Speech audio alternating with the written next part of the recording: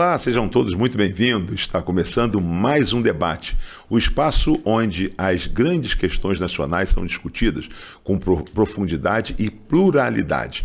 Hoje o tema no Zoom Debate é polêmico e decisivo, o novo marco do licenciamento ambiental. Mas não se assuste com esse nome, porque até chegarmos lá, nós vamos falar muita coisa, vamos falar muito sobre o meio ambiente, sobre as questões mundiais com relação a isso, questões do nosso país, do envolvimento, até chegarmos no nosso estado do Rio e nas nossas cidades. Tá? Esse marco do licenciamento ambiental, de um lado, quem defende a desburocratização e agilidade para impulsionar o desenvolvimento e atrair investimentos. De outro, quem alerta para os riscos ao meio ambiente, aos povos tradicionais e o futuro sustentável do país. O que está em jogo? O equilíbrio ou o conflito entre o crescimento econômico ou entre a proteção ambiental?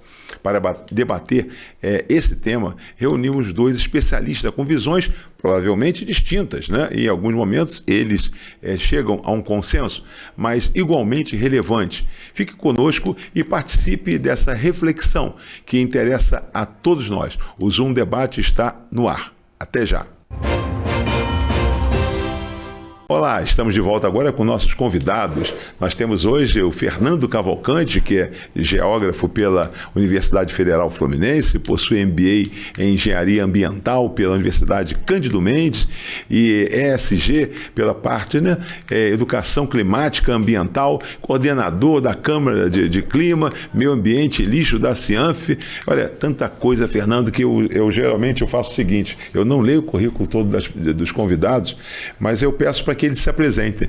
Fernando Cavalcante, professor Fernando Cavalcante, professor de muitos alunos que passaram aqui para essa região. Nós estamos falando direto da nossa sede, do nosso estúdio em Nova Friburgo, e aqui nosso programa vai para Teresópolis e Petrópolis e para um pool de emissoras em São Paulo com mais de 100 emissoras através da Soul TV. Se você tem Smart TV na sua casa, LG ou Samsung, você pode baixar lá o aplicativo Soul TV e você vai ver no conforto da sua casa, do seu trabalho, o nosso programa. Fernando Cavalcante, por Fernando Cavalcante, quem é o Fernando? Fernando Cavalcante é professor, o grande professor Fernando Cavalcante, de mais de 40 anos de magistério aqui em Nova Friburgo e na região. Magistério não só no ensino médio, mas também no ensino superior, em cursos de gestão ambiental e engenharia ambiental. Mas, antes de tudo, um ambientalista militante, preocupadíssimo com os destinos da humanidade nesse planeta Terra que está numa mudança complexa que desafia a gente no cotidiano. Vocês já viram o seguinte, ele se colocou, Paulo, como ambientalista. Depois eu vou querer saber o que é ambientalistas, porque as pessoas para se colocar dessa forma é porque tem a chamada autoridade. Hoje o termo é autoridade. Mas nós temos com a gente aqui também o Paulo Roberto Souza, que é gestor ambiental, consultor em sustentabilidade, atua há mais de 20 anos na área ambiental, com destaque na coordenação da Agenda 21 Petrobras, no Comperj, além de projetos de gestão ambiental em órgãos públicos, em ONGs, é diretor técnico da AGEANF, membro do Coman e articulador de grupo. Também da mesma forma, Paulo, se eu ficar aqui falando, o programa vai e a gente não para com o currículo de vocês. Paulo Roberto por Paulo Roberto. Quem é o Paulo Roberto? Bom, como você já apresentou aí, eu tenho 20 anos, mais ou menos, né, de trabalho, mas isso já está no coração, já vem de muitos anos atrás. E aí a gente começou a trabalhar com a gestão do projeto Agenda 21 Petrobras, Comperj, né, que ia impactar Nova Friburgo e outras 15 cidades. Então a gente fez um trabalho com 40 itens pela sustentabilidade, pelo trabalho no município e nos municípios, que seriam 15 municípios. Então esse trabalho despertou a gente cada vez mais a trabalhar o meio ambiente, pensar o meio ambiente a cada instante e a gerir isso tudo de um modo sustentável. Isso aí é que é o ponto. Olha só, vamos começar então já buscando, e aqui a gente tem uma característica para dizer o seguinte, quem está lá de lá fala o seguinte, mas esse programa não está me interessando o tema. Esse programa está me interessando, esse programa está um pouquinho chato, às vezes com coisas... Não é chato, é porque às vezes a pessoa não tem segurança, não domina aquele tema e às vezes se afasta. Então o que eu sempre peço, Paulo e Fernando, para que as pessoas deem uma chance para a gente, tenham um pouquinho de paciência, que com certeza o tema que nós vamos aqui falar é um tema que com certeza diz respeito a toda a sociedade. Não tem como a gente estar ausente. Antigamente a gente falava assim, o problema do Japão é o problema do Japão. Não, hoje o problema do Japão é o problema nosso. E o problema nosso é o problema da onde? É o problema da China. Né? O problema da China é o problema de quem? Então vocês estão vendo que isso tem... Nós hoje vivemos em rede, né? Nós vivemos em conexão. O mundo é um só. Eu falei ano passado, na semana do meio ambiente, o Fernando estava lá e nós falamos isso. Não existe o planeta B. Só existe esse planeta A. E nós vamos dizer assim, vamos começar então como se fosse sala de aula, já que você falou que é o professor, depois você vai falar do ambientalista, mas você é o professor. Vamos começar então, como nós estivéssemos numa sala de aula no primeiro dia de aula com os seus alunos, né? E pode me ver dessa forma.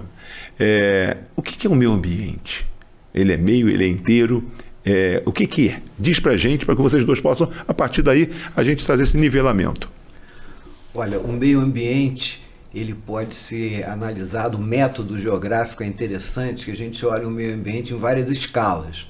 Né? A gente olhando o planeta Terra como um todo, o planeta Terra é um ecossistema fechado, tá certo? Onde tudo que acontece aqui dentro traz vida para o planeta, a não ser que a gente tenha algum tipo de impactação nesse circuito, nesse fluxo que a gente tem, nessa dinâmica que a gente tem no planeta, né, entre as relações das florestas com as águas, com a atmosfera. Toda essa relação é uma relação muito intrincada, que é uma relação de ser vivo. A gente considera, inclusive, o planeta Terra como um ser vivo, né? E como tal, ele passa por transformações e a gente tem que se adaptar a essas transformações. Às vezes essas transformações de milhares e milhares de anos são transformações naturais do próprio planeta Terra, do ecossistema do planeta Terra, né? Às vezes as transformações, como está acontecendo agora,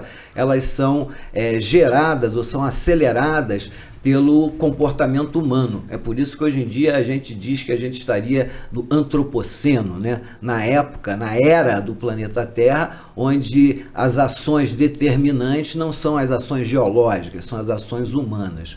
Então, esse grande ecossistema fechado que é o planeta Terra, hoje tem um problema que é a sociedade humana e a sua forma de viver, que às vezes não é coerente com a lógica desse grande ecossistema fechado do planeta Terra. Professor, uma característica que eu ouço nas ruas, que as pessoas falam do nosso programa e que agrada, então eu vou trazer para vocês, é o seguinte, o senhor falou 4 vezes em ecossistema. Eu, seu aluno, eu sinceramente não sei o que é ecossistema. O que é o ecossistema? O ecossistema, na realidade, é a interação dos seres vivos, né, da biota, da esfera dos seres vivos, que aí você tem tanto os vegetais, né, os animais, os fungos, né, eles se interagem num equilíbrio perfeito junto com a geosfera, que é onde a gente tem o solo, onde a gente tem as rochas, junto com a hidrosfera, onde a gente tem as águas, e a atmosfera, que é o ar. Todos esses elementos, ar, água, a terra e os seres vivos, eles se interagem num equilíbrio perfeito, né? Num equilíbrio dinâmico, num equilíbrio evolutivo. Esse equilíbrio vai evoluindo. E nós, os seres humanos, desenvolvemos uma sociedade com uma lógica própria que não é necessariamente a lógica do planeta. Então, na realidade, a lógica, o sistema de produção e consumo das coisas do ser humano, muitas vezes ela não combina com a lógica da interação perfeita entre os seres vivos, as águas, as terras e o ar. Então é isso que está provocando as mudanças climáticas, esse descompasso entre a forma do ser humano desenvolver, a forma dele produzir as coisas e consumir, e a lógica, né, que a gente já tem da interação dos diversos elementos do ecossistema. Paulo, tivemos aqui a visão, a fala, espero que todos tenham de alguma forma, quer dizer, entendido, para que a gente possa estar, mas e a visão daquele que está há 20 anos trabalhando, né, processo de gestão e tal, nas representações que tem, o meio ambiente. O que é o meio ambiente e o que te fez ter essa paixão pelo ambiente que você falou que já estava dentro de você antes e tal? Roosevelt, primeiro eu queria te agradecer porque Fernando sempre é uma novidade, a gente sempre está aprendendo com o Fernando. Isso aí é uma coisa, é um ponto chave para mim, que estou sempre aprendendo com ele. Mas o meio ambiente para mim, no caso, vamos pensar o seguinte, de manhã quando você acorda, a primeira coisa que você faz, levantou da cama, você põe o pé no chão. Aí se você levantar e ligar a televisão, o seu meio ambiente, que é ali o seu quarto, você provavelmente vai estar atrapalhando a sua esposa que está ao lado, que de repente ela não quer ver a televisão, não quer ver o jornal naquela hora porque ela está dormindo. Então isso aí, para você entender o meio ambiente, é isso aí. Você começa já no seu quarto, o início do seu dia com o seu meio ambiente ali. Aí você abre a porta do seu quarto, de repente o seu cachorrinho está ali, ele já entra, aí atrapalha a sua mulher, você já tem que abrir lá a sala para ele poder ir lá fora e fazer as necessidades. Então o meio ambiente da gente, a gente analisa basicamente em cima disso tudo, que são os fatores que vão estar trabalhando para você manipular o seu dia. Você chega na cozinha para tomar o café, você pega seu lixo lá separado, que a gente precisa separar o lixo, né, o orgânico do sólido, você já separa para fazer o descarte certo. Então isso tudo é o nosso meio ambiente, e isso é que a gente tem que passar para os moradores das cidades, que a gente tem que começar a partir daí, da tua casa para fora. Então você botou o pé para fora de casa, o meio ambiente aumenta o grau de intensidade que você pode agir. Basicamente é isso. Fernando e Paulo, num programa que nós tivemos recente, talvez 2, 3 programas atrás, eu tive a oportunidade de levantar uma bola aqui e fui lá atrás, acho que talvez em 2011, 2012, que houve uma COP lá em Medellín, e de lá saiu uma carta de Medellín. E essa carta de Medellín, ela tinha como título a cidade para as pessoas, a cidade é das pessoas. A gente tem coisificado muito, né, ao longo, talvez, do século passado e início desse século, nós tendo devotado, temos muito devotos às coisas e temos esquecido um pouco das pessoas. Eu queria que vocês trouxessem agora o que está acontecendo com o mundo. A gente está falando aqui, mandei recentemente para o Fernando, né? Estava vendo lá, uma chamada que o clima está aumentando. Nós tivemos lá atrás, aí também bem didático, que vocês possam explicar, né, esse compromisso que os países firmaram com relação a essa coisa do clima. As águas estão subindo. Aqui mesmo, próximo de nós, em algumas cidades aqui próximo, no norte fluminense, aqui as águas já estão invadindo, né, bairros e coisas nesse sentido. A Tafona, exatamente. Queria que vocês falassem o que está acontecendo com esse mundo, isso vem de quando, isso... É claro que nós não sabemos onde vai chegar, se a gente não tomar uma atitude, mas... fala um pouquinho disso, esse mundo que está aí, que a gente hoje é globalizado, a gente sabe de tudo instantaneamente, e o que está acontecendo com ele, com os mares, com a terra, por favor. Bom, desde o século passado, que estudos já vêm sendo feitos, desde o meado do século passado, estudos já vêm sendo feitos, já acusando as mudanças que estão ocorrendo no planeta, na atmosfera, nas águas e na terra, em função do nosso sistema de produção, que é um sistema de produção linear, né? Se você percebe bem, né, a indústria produz um bem, a gente consome e joga fora. Né? É assim, né? Você vai tomar uma água mineral, você pega aquela garrafa PET, toma água mineral e joga fora. Você vai ao supermercado, compra um bocado de coisa, joga no saco plástico e depois joga fora. Esse jogar fora é um jogar fora de tudo. É um jogar fora tanto para a terra, quanto para o mar e quanto para a atmosfera. Então, nesse processo de produzir, consumir e jogar fora, que a gente chama de economia linear, a gente joga para a atmosfera, vem jogando para a atmosfera há mais de um século, o gás carbônico, fruto da queima de combustíveis fósseis para a produção não só de energia, como para a gente poder ter a logística, a gente andar para lá e para cá com navios, aviões, caminhões e por aí afora. Então, esse processo todo de desenvolvimento, e o que é o desenvolvimento? O desenvolvimento é aumentar exatamente esse processo, né? Aumentar a quantidade de pessoas que consomem e jogam fora, e não existe o fora, né? O fora é o planeta Terra. Então, quando você consome tudo e joga fora, você produz um desequilíbrio. E esse desequilíbrio, o primeiro lugar onde ele demonstrou que ele pode mudar, né, radicalmente a face da Terra é na atmosfera. Né? Quando a gente joga fora o carbono para a atmosfera, esse carbono gerou o chamado efeito estufa, que vem gerando um aquecimento global, vem aumentando a temperatura do planeta. Já na Rio Eco 92... né, lá em 1992, já começamos a ter reuniões mundiais, né, com vistas a gente produzir soluções, produzir formas da gente não impactar tanto a natureza e a atmosfera particularmente, para a gente não ter um aquecimento onde isso possa trazer para a gente consequências danosas, não só para a humanidade na sua saúde, mas também para a questão econômica. E a partir daí, né, o IPCC, que é aquele Instituto de Pesquisas Climáticas da ONU, vem fazendo estudos para poder monitorar como é que está o aquecimento global. E na última COP, né, a gente percebeu que se a gente tivesse um aquecimento de mais 1,5 grau na temperatura média no planeta, nós chegaríamos a um ponto de transformações e não haveria a possibilidade de retorno aquele planeta Terra e aquelas condições climáticas que a gente tinha anteriormente. E infelizmente nós chegamos a esse 1,5 grau, né? E isso a gente pode dizer hoje, que é o dia 30 de maio, e no dia 28 de maio, anteontem, por exemplo, uma cidade da Suíça foi soterrada por uma geleira derretida que trouxe o morro todo. Graças a Deus a Suíça tem um processo de monitoramento muito bom, então eles tiraram as pessoas de suas casas,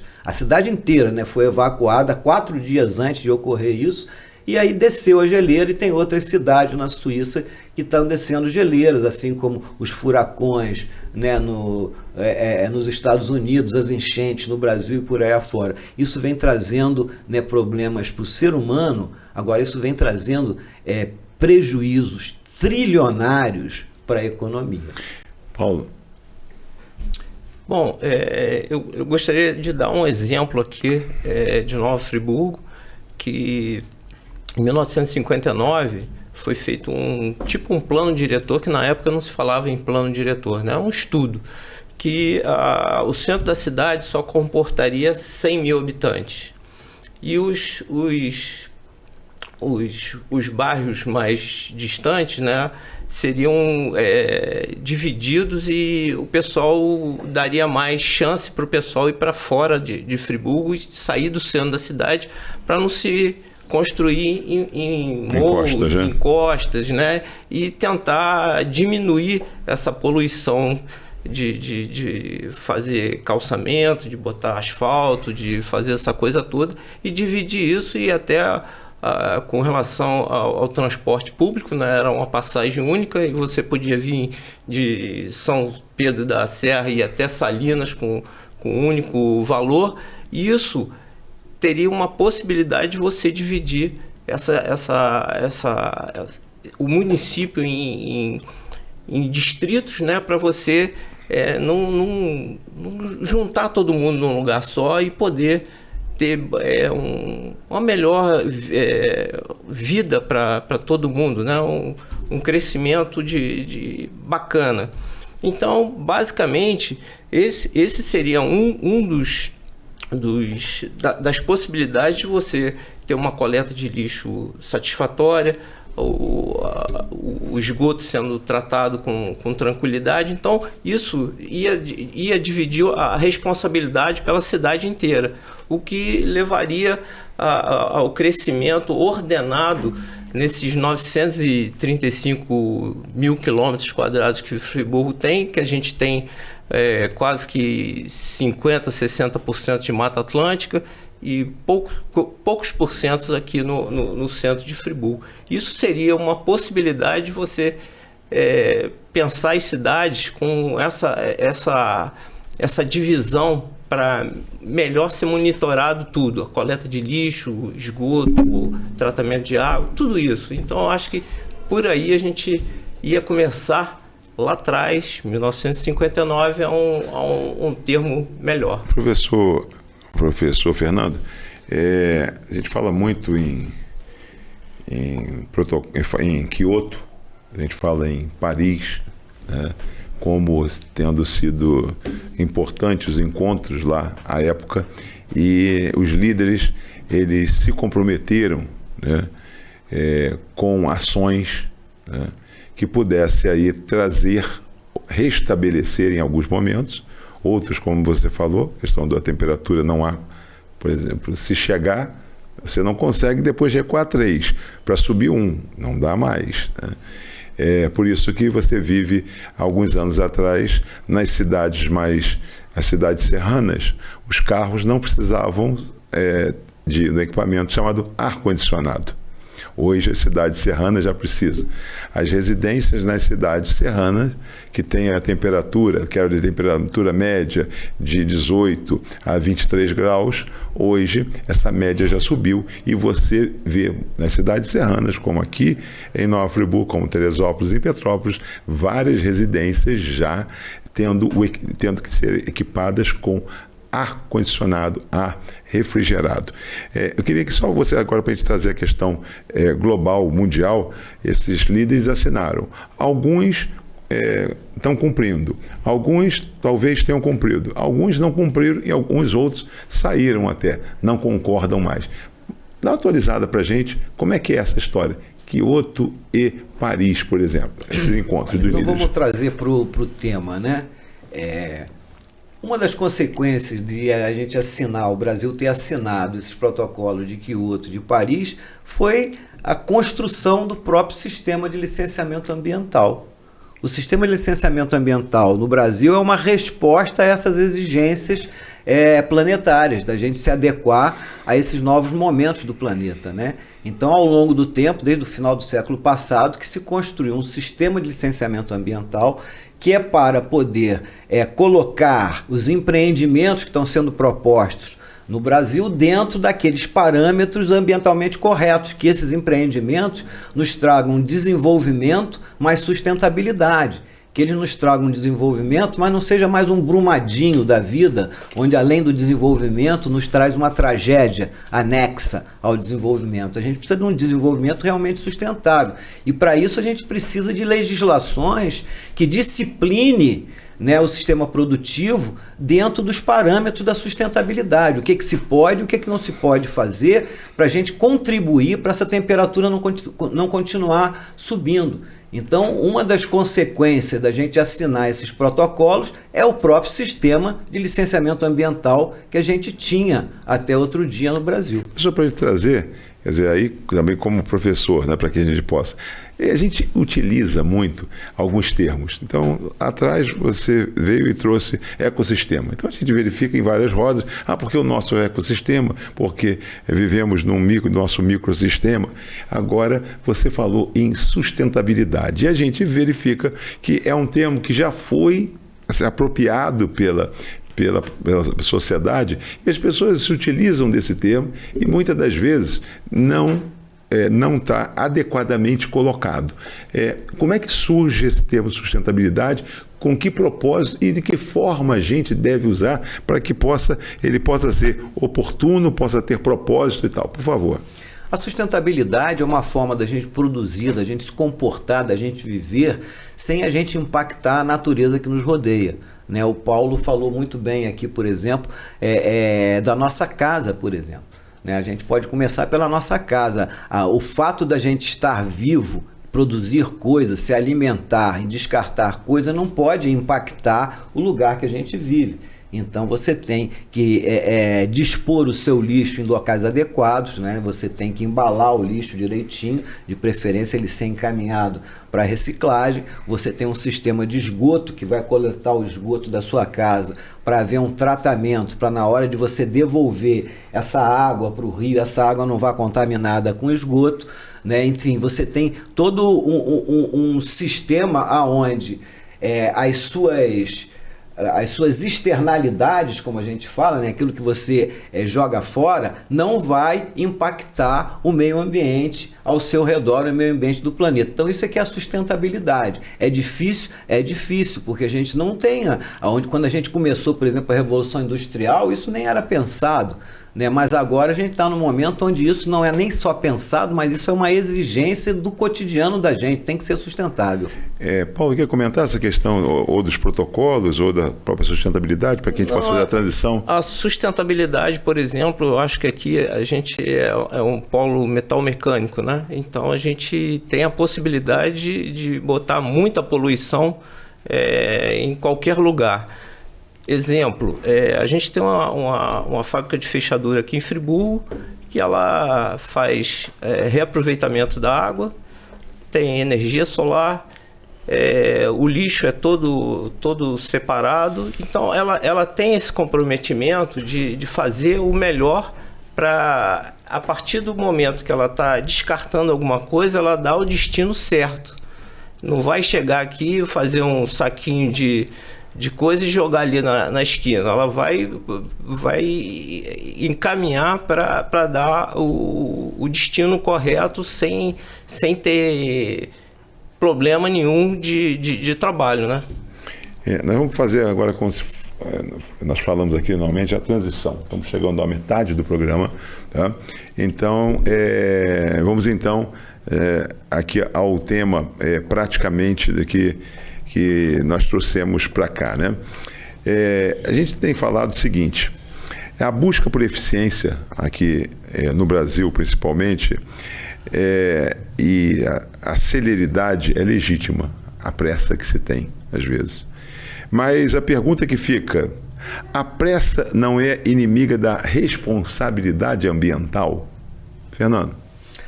Olha, com certeza, com certeza. E todo o processo, né, da mudança, que a gente chama da PL da devastação, essa lei que está mudando os parâmetros do licenciamento ambiental do Brasil, passa exatamente pela discussão, né, o que é a pressa e até onde essa pressa pode não ser sustentável, né? Então havia uma crítica muito grande do sistema produtivo de que o licenciamento ambiental no Brasil era burocrático e lento. E realmente o sistema de licenciamento ambiental aqui no Brasil era tripartite, né? Você tem 3 licenças. Você tem a licença prévia, que é a licença do estudo, né, do ambiente, onde vai ser aquele empreendimento, vai ser instalado. Você tem a licença de instalação, quer dizer, qual é o processo produtivo que vai ser instalado ali, ele é legal, então você tem também esse licenciamento, e depois você tem a licença de operação, né? Se o processo produtivo que você instalou ali é legal, né? Se aquele ambiente suporta aquilo tudo, então você pode operar. E esse sistema todo, ele leva às vezes muito tempo, porque às vezes implica em estudos muito complexos, né, que você tem que ter inclusive pessoas, né, profissionais nos IBAMAs da vida, né, nos ICMBio da vida, para fazer esses estudos adequados, até porque nós somos, né, o país que tem a maior biodiversidade do mundo.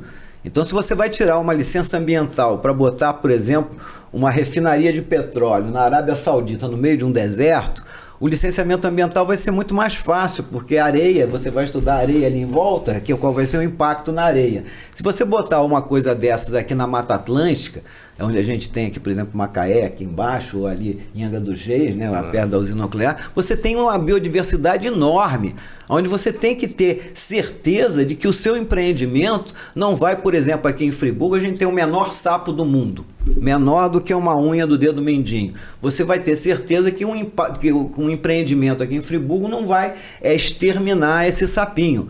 Então você precisa ter esse tipo de estudo. E é comum, por exemplo, outro dia, não sei se foi na França, eu não sei se foi em Paris, eu acho que foi em Paris, que eles estavam fazendo uma obra de metrô, né, essa obra de metrô encontrou uma laje, né, de uma igreja do tempo de Roma e parou tudo.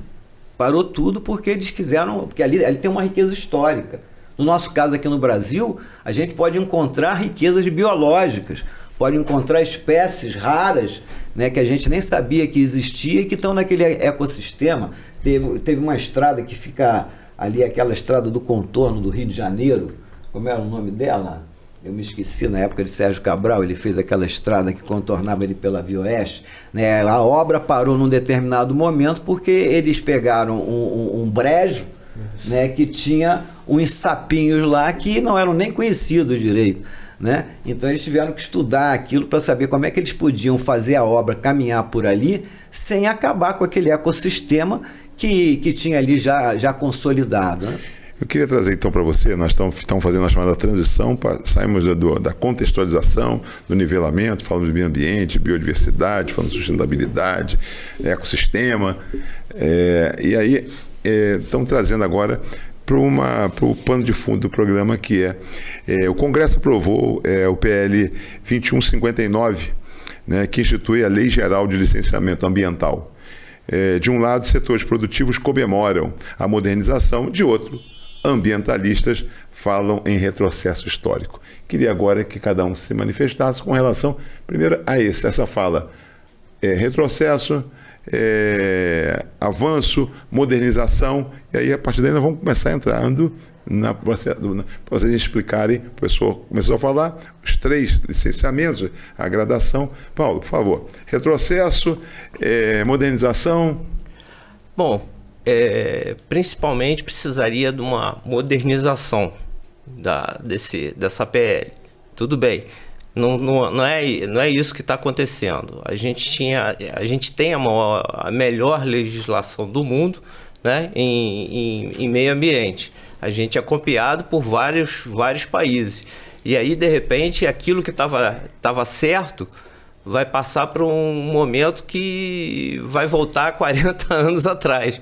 Isso aí é um problema seríssimo. A gente não sabe o que pode acontecer daqui para frente. Agora eu vou, não esqueci, vou voltar quando ele se apresentou, o que ele colocou dentro do currículo dele. Ambientalista. Aí, como é que eu trouxe? Olha a provocação, Paulo. A provocação agora, né? Aí vamos ver se isso é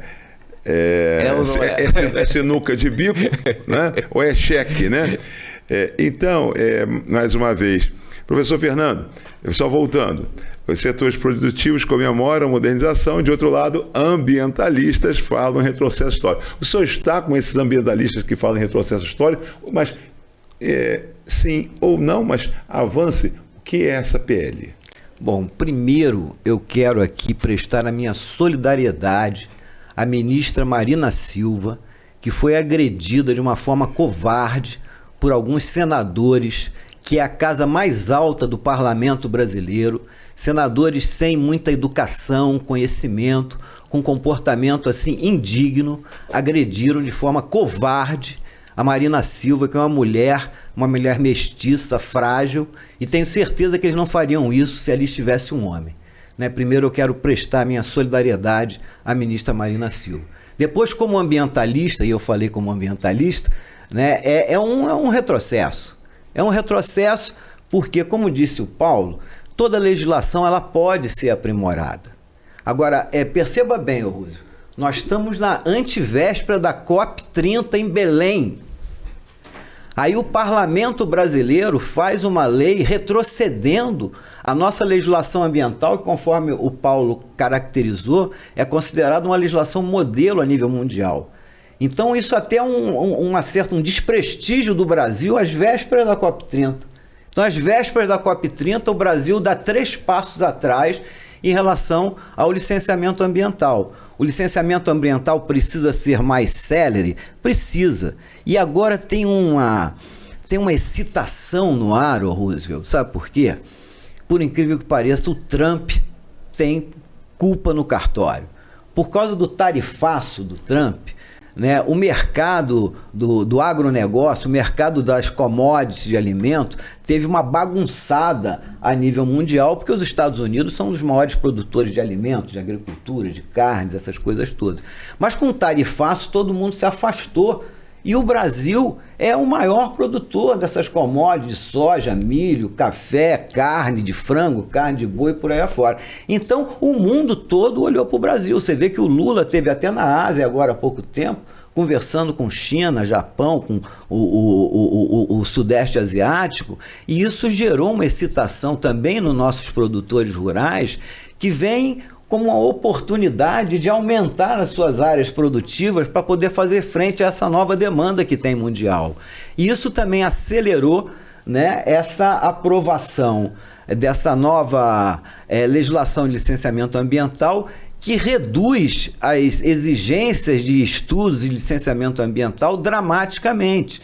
Né? Você chega a ter alguns licenciamentos ambientais simplificados, que o empreendedor ele vai na internet e só diz que está de acordo, ponto, e ali tem uma licença. Fernando, voltando um pouquinho, desculpe, mas só para na introdução nós não trouxemos, na introdução lá atrás, na hora da abertura sim, mas agora não. Diz para a gente o que é, assim, de forma bem didática, o licenciamento ambiental e quem precisa se licenciar para praticar. Tá, por favor. Olha, é interessante porque, na realidade, todo empreendimento que traz algum tipo de impacto, pode ser um impacto pequeno, localizado, né, no município, pode ser um impacto maior, ele precisa de uma avaliação. Exemplos, por exemplo, mineração. Vamos colocar mineração. Né? Vamos colocar mineração por um motivo muito grande, que é a questão também internacional. Agora a gente passa pelo momento dos elétricos, né, das baterias, etc, etc, etc. Então nós temos no Brasil um vale chamado Vale do Jequitinhonha, que fica ali ao norte de Minas, ali no sul da Bahia, que é um vale caracterizadamente muito pobre. As aulas de geografia que eu dava, eu sempre caracterizava o Vale do Jequitinhonha como um vale muito pobre. Mas o Vale do Jequitinhonha é riquíssimo em lítio.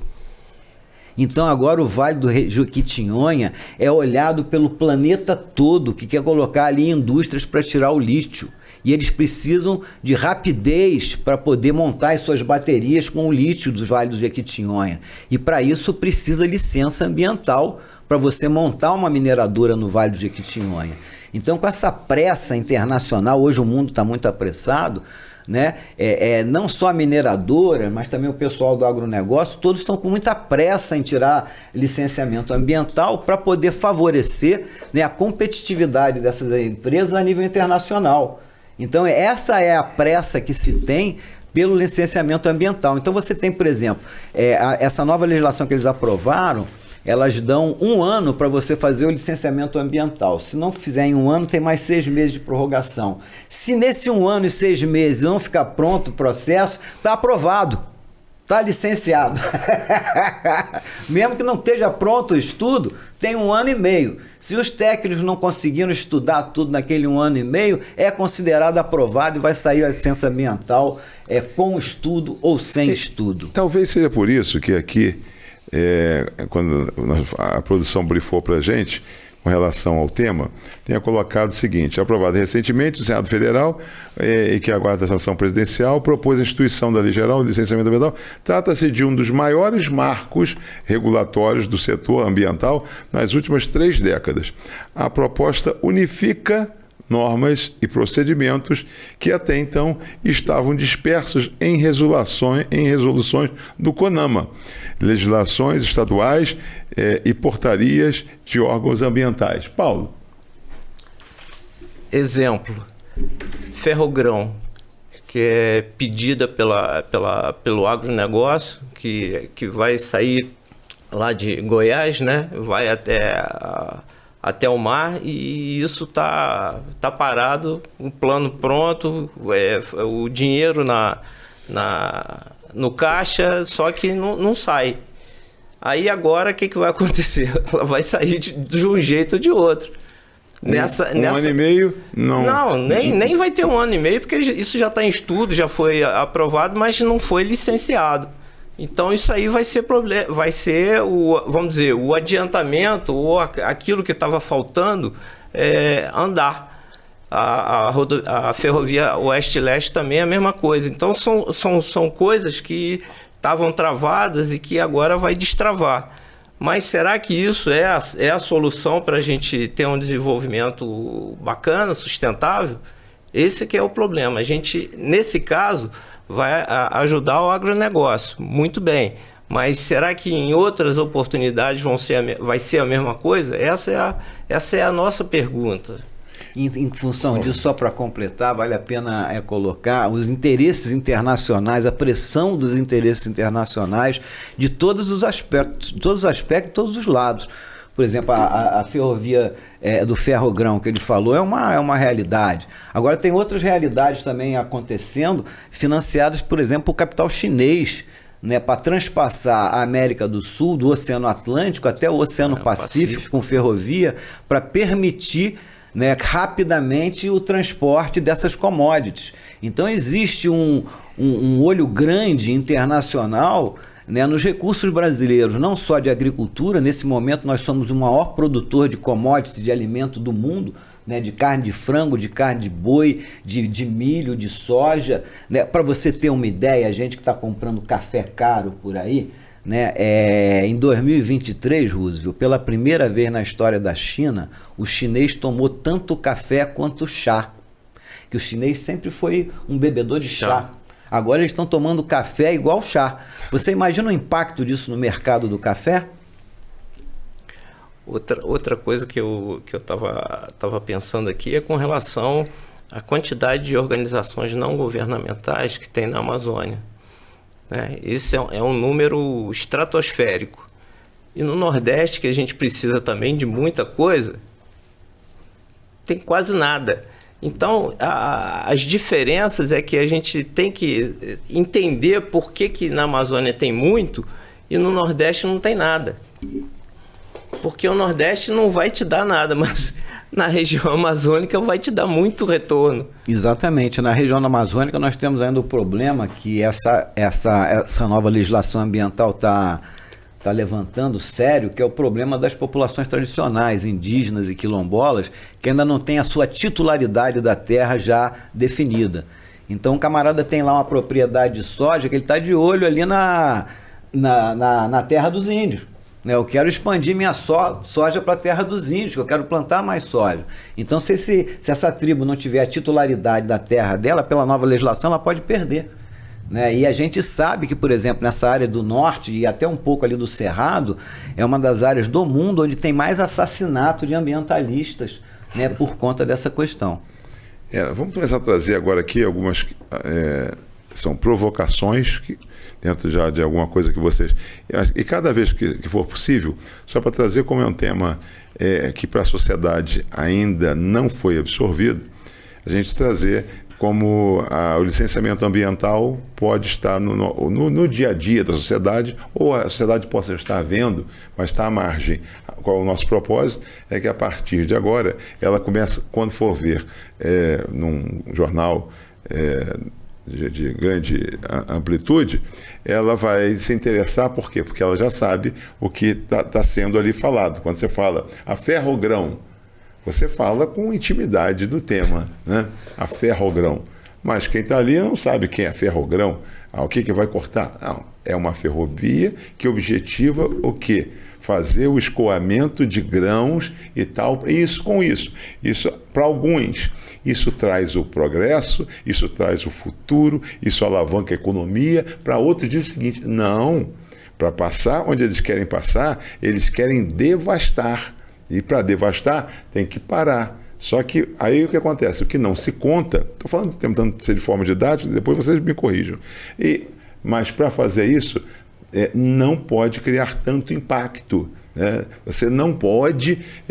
e aí vem o seguinte: nós estamos fazendo dentro das nossas terras, dentro da nossa geografia, dentro do nosso país, dentro da nossa legitimidade, dentro da nossa autoridade. Aí personagens externos vêm e dizem o seguinte: ó, Brasil, você que está aí, distante de mim, 12 horas, 16 horas, 24 horas, você não pode fazer isso, não é? Então, eu acho que é importante a gente também trazer para o nosso telespectador essa consciência, tá? Para que ele possa ficar. Quem tem que decidir são eles. Eu não vou botar veemência aqui na minha fala para dizer que fica a favor do desenvolvimento, fica a favor tal. O professor, ele foi perfeito, né? Eu acho que a discussão, você não precisa chegar no encontro das ideias, mas a discussão tem que ser respeitosa, ela pode ser até acalorada, mas eu acho que são confronto das ideias. Você não precisa partir para o conflito, independente se é mulher ou se não é mulher, com a situação da Marina, uma situação mais frágil. Mas ali o que se falava era um grupo que via na figura da Marina muito do impedimento ao avanço e o desenvolvimento. Tá? Então, é importante que a gente... para que as pessoas querem fazer o seguinte, às vezes elas estão incomodadas com o desenvolvimento, às vezes elas estão incomodadas com aquela situação histórica que é mantida ali e tal, que impede o desenvolvimento. Eu queria então fazer essas ponderações e provocações de modo que vocês pudessem aqui... Vou fazer até 3 de uma vez. Aí vocês vão trabalhando ela. O Brasil está simplificando ou flexibilizando demais? 2, quem vai fiscalizar a autodeclaração? Porque não foi falado ainda, mas tem autodeclaração. Tem autodeclaração. Eu sou, minha pele, qual é a minha pele? A minha pele é tal, meus cabelos aqui são claros, ou são brancos, ou são escuros, ou são louros e tal. Quem que vai definir isso, né? Eu tenho 1,60 m, se eu tenho 1,85 m, eu tenho 1,85 m, vou dizer que eu tenho 2 metros, né? Então, estou falando assim de forma básica. Didática. Quem vai didática? E outra coisa, como conciliar o crescimento que eu falei, segurança jurídica e proteção ambiental. E vou botar mais uma, então. A nossa imagem internacional, que o Fernando falou lá atrás, que eu já tive condição de trazer para cá, às vésperas da COP, e o que o Fernando falou. Tudo isso, preciso repetir para a gente começar. O Brasil está simplificando, flexibilizando demais, e quem vai fiscalizar a autodeclaração? Por favor, fica à vontade os dois. Eu acho que o Brasil está flexibilizando demais. Né? Eu acho que é uma questão séria. Posso dar um exemplo até aqui de Friburgo? 2. Um exemplo muito interessante. Nós estamos falando para o mundo. Vamos dar um exemplo aqui de Friburgo que tem muito a ver, o pessoal pode entender de uma forma bastante clara. Né? Todo ano tem um projeto para fazer uma pequena central hidrelétrica no Rio Macaé. Todo ano tem. E graças a Deus, todo ano isso vai sendo rechaçado. E agora teve de novo. E graças a Deus, agora o SECA, né, a Comissão Estadual de Conservação Ambiental, proibiu de vez hidrelétrica no Rio Macaé. Por quê? Porque o projeto de hidrelétrica do Rio Macaé é interessante, que eles fazem uma pequena retenção, não é propriamente um lago, né? Uma pequena retenção da água, e eles jogam essa água num cano que vai descer 500 metros para lá embaixo, na casa de máquinas, ele gerar eletricidade. Tá certo? A água entrou naquele cano e desceu. E a calha do rio? Onde é que está a água? A calha do rio fica às vezes com 20%, 30% de água. Agora, como a gente tem inverno e verão, e no verão tem muita água e no inverno quase não tem água, esses 500 ou 600 metros de rio que vai ficar sem água, ele vai ficar também sem peixe, sem aquelas praias gostosas que a gente tem no Rio Macaé ali para tomar banho, sem a possibilidade de ter canoagem, que sempre tem, o turismo. Então, esse é o impacto. Não é só ambiental, é um impacto econômico para a área de turismo, para você fazer uma hidrelétrica ali que não precisa, né, na nossa região, dado o fato que mais ali embaixo, né, nós temos uma série de termoelétricas em Macaé, né, que são abastecidas pelo Rio Macaé, pela água do Rio Macaé. Então esse é um exemplo aqui nosso, né? O Rio Macaé foi preservado, né, pela Comissão Estadual de Conservação Ambiental, proibindo nele qualquer tipo de obra visando você construir uma pequena central hidrelétrica. Algumas pessoas podem dizer assim, isso obstaculizou o nosso desenvolvimento no Rio Macaé. Será? Não acho. Nós temos aí um bocado de energia elétrica, de fonte de energia elétrica aqui na região, com bastante abundância. A gente não precisa mais dessa central numa área... Aliás, o Rio Macaé é o único rio do estado do Rio de Janeiro ainda em condições naturais para ser preservado. O resto tudo já está acabado. Paulo, quem vai fiscalizar essa autodeclaração? Boa pergunta. Boa pergunta. O problema da eu acho problemático, porque todo mundo vai querer fazer o melhor para ele. Ele não vai pensar eu vou fazer a pequena hidrelétrica ali no Rio Macaé, porque ali é perto do empreendimento tal ou de alguma coisa. Ele vai esquecer do turismo, ele vai esquecer da canoagem, ele vai esquecer de que tem gente que planta flor, que tem gente que planta outra hortaliça. Isso ele vai esquecer. Aí, quem é que vai cobrar? Como é que vai ser isso? Quem que toma conta? Ele né? já diz respeito à ministra no plenário, imagina o que eles fazem lá na terra deles, que não tem ninguém vendo. Então, basicamente é isso. A gente tem que ter um jeito de saber, não, quem vai fiscalizar é fulano de tal, é a agência tal, que também não quer dizer nada. Vale a pena a gente também fazer aqui a distinção entre os grandes projetos e os pequenos empreendimentos. Então, realmente, os pequenos empreendimentos precisam uma agilização da licenciamento ambiental, porque são pequenos empreendimentos e médios empreendimentos. Agora, grandes empreendimentos de mineração, hidrelétricas e do agrobusiness, eles precisam de um licenciamento mais aprimorado, né? De maior estudo. Então vale a pena, Roosevelt, a gente perceber também essa distinção.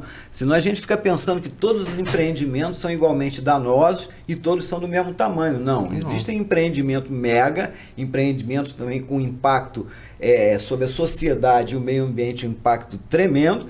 E existem aqueles empreendimentos que são empreendimentos localizados, que não tem um impacto tão grande, que pode receber um tratamento mais ágil por parte do processo de licenciamento. Aqui fala só com relação à flexibilização, né, que pode gerar retrocesso.